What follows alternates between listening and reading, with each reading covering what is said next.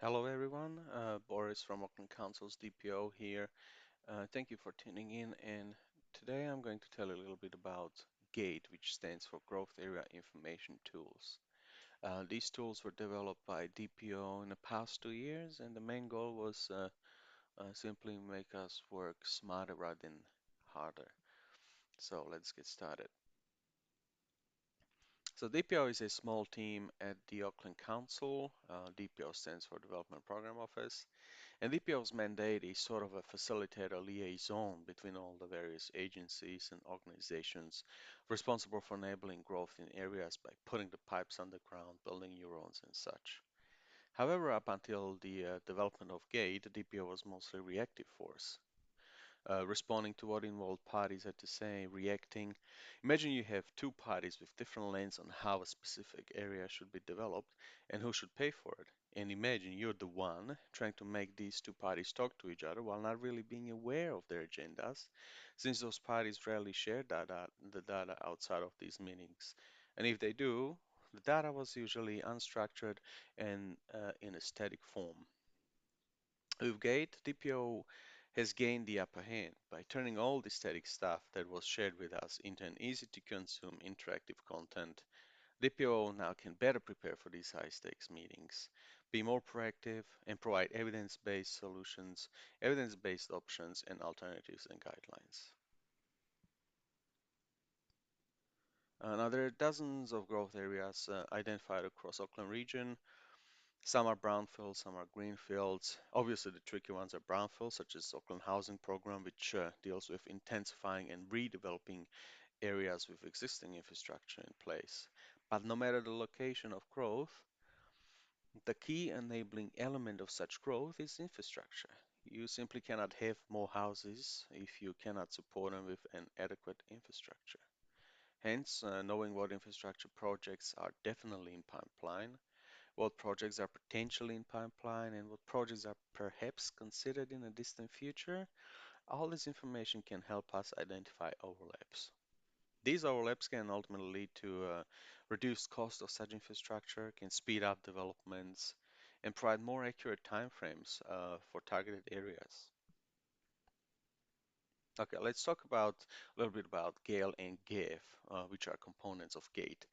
GAIL is essentially a centralized repository for all the tabular data. So in other words, information coming to us in a spreadsheet form was put into a growth area, growth areas information list, which is a SharePoint instance. GAF stands for Growth Areas Viewer, and it's an instance in ArcGIS portal, web app, builder app, and both of these tools are linked together. How? I'm just going to show you in a minute. So what do these two tools do? Both tools essentially serve as a centralized repository for all the infrastructure data that is coming to us. Both repositories follow a set of rules such as standardized table structure, unified styling, and so on and so forth. So having all the data in one place enables the user to do their search quicker without a need to switch from PDF X to PDF Y, from SpreadMart A to SpreadMart B. Since both tools share the same data and are linked together, it's super easy to identify a project of interest in a tabular form through GAIL and then seamlessly check its geometry and location and other spatially related projects in GIF. What GAF and GAL don't do, they do not provide a finished, complete final information. Most of the projects are in planning stages. These projects will change, they will shrink, get extended, got funding cut, and so on. So GAL and GIF can't be essentially used as a final answer to a problem. The purpose of these tools is not to give the user the final answer. Instead, these tools are supposed to raise more questions, identify what's been invisible through standard data sharing, and fuel discussions with a bit more evidence. So, as I mentioned already, the beginnings of this project were pretty basic. Most of the information that was coming to DPO was in either PDF format or spreadsheets or sometimes even just screenshots or snapshots. So as you can see from the examples, there was no standardized styling followed. There was no standardized naming conventions followed. So whatever came to us, even if it was showing the same thing, was most definitely called something different. And so, uh, as you can probably expect, what had to be done was a simple georeferencing and vectorization. And then once the data was processed, vectorized, and we had the geometries in GIS, then we just appended the tabular information from GAIL through FME. Now you might be asking question, why didn't we get any spatial information? Why didn't we ask for spatial information? Well, we did, but the data providers, the stakeholders that were feeding us this information, they didn't have the spatial data, or they didn't have the spatial capability, or they just didn't ask for it. So it was up to us to reproduce whatever was already produced and was sitting somewhere else. That's how it is. Okay, so instead of showing you just pictures, I'm just going to show you the actual tools.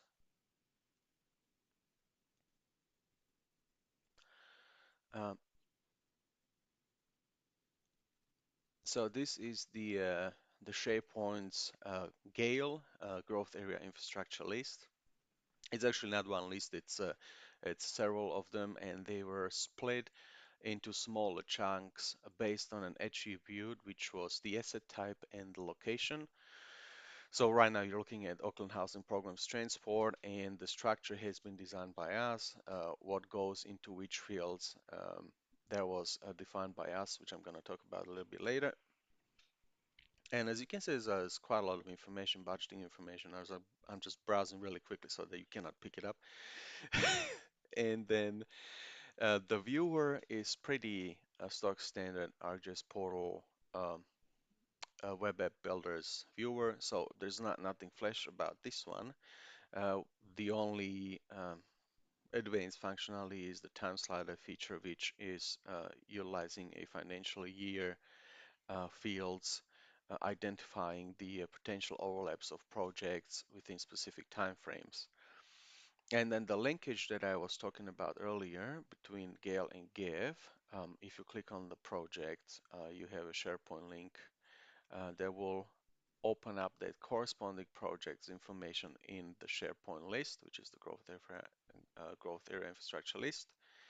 And the same thing goes the other way around. So if you're browsing the projects in your growth area infrastructure list and you want to see where's this one, where's this collector upgrades are going to take place, you just click on the link,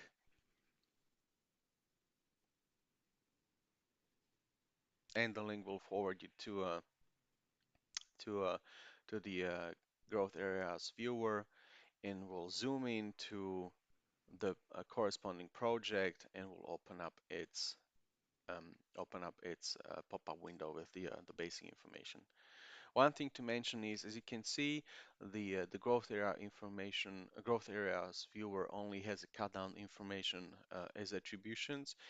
So if you want to have a more detailed breakdown of what's going to happen in the timeframes as such, you have to follow the link and view it in um, GAIL.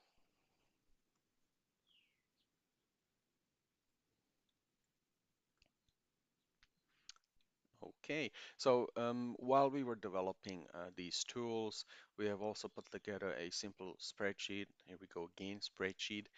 We've put together a spreadsheet that contained all the users and their access to these tools. The reason for it being, since we were looking into several areas with several stakeholders, we couldn't really share everything with everyone because there were some agreements and such behind.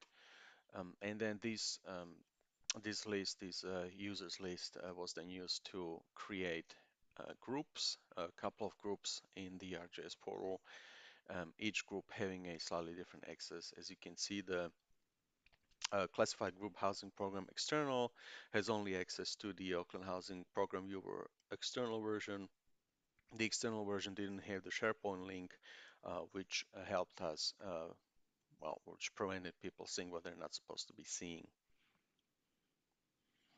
And of course, the program manager who was overseeing all these development areas and what's happening in them, the program manager had access to everything, and he could use all kinds of filtering capabilities within GAIL and GIF.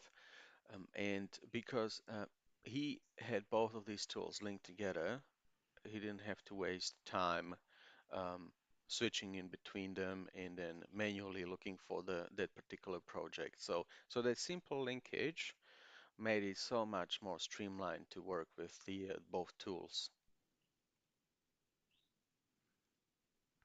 So as I have already mentioned, um, in order to link GAIL and GIF together, we had to set up a bunch of rules that enabled us to keep all these in sync. Um, as you have seen already, the field definitions and the table structure and the structure of layers in the viewer all were following our standardized templates.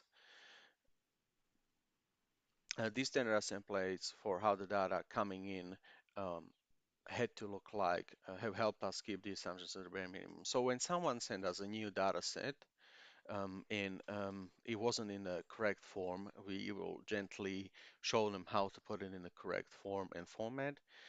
This goes for spatial data as well, because as I mentioned already, the original data was in the PDFs and it had to be georeferenced and vectorized.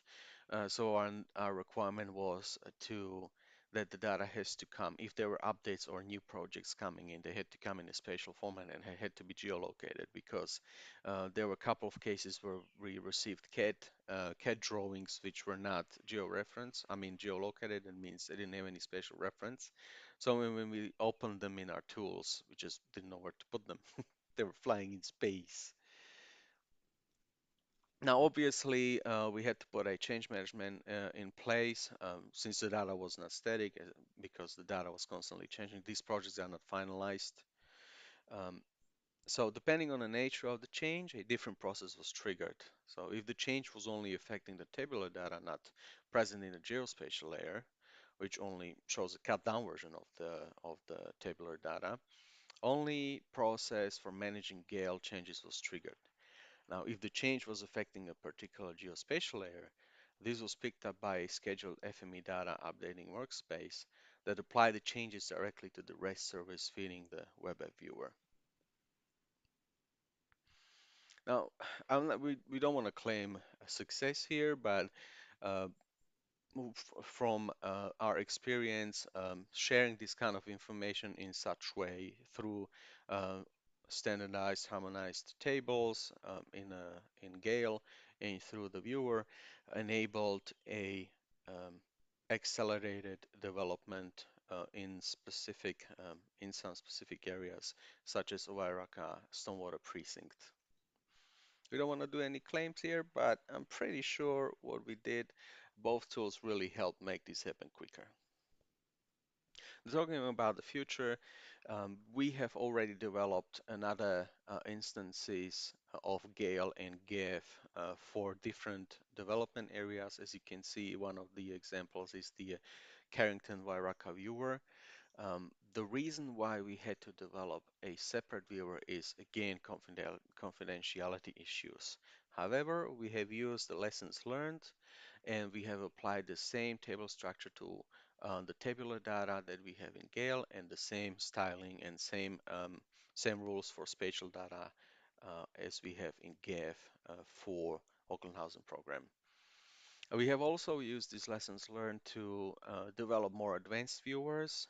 One of them was for Drury, which again, the tabular information followed the same rules and same standards as GAIL, and the same goes for the geospatial information. So if we said the geospatial information has to have identifiers and has to have these kind of fields, we just make it happen. We didn't want, we've learned that GIF and GAIL works really well together, so why not apply it in other areas and for other purposes? And at the moment, GIF and GAIL are in testing. testing stage, and they're soon to be put into production, which means it will enable us to share the data with more third parties outside of the council, and because the data will have a confidence, I mean the tools will have a confidence from the ICT team as they were tested and are now standardized following whatever the rules they have. Right, that's a brief overview of both tools. Um, it's not those tools were not really hard to develop, but what was important was how we started from simple spreadsheets and PDFs and how we continued to improve on what was given to us until we ended up with tools that are so well linked together. It's just easy to use, and if you want to see more information, it's just takes one click of a button and you see the information right in front of you. You don't have to browse through PDFs, you don't have to go through lengthy spreadsheets, you don't need to go to folder XYZ to find that PDF that you really need to look at now. Everything is in two places but linked together. Okay, thank you very much for listening, and have a lovely rest of the day. Thank you.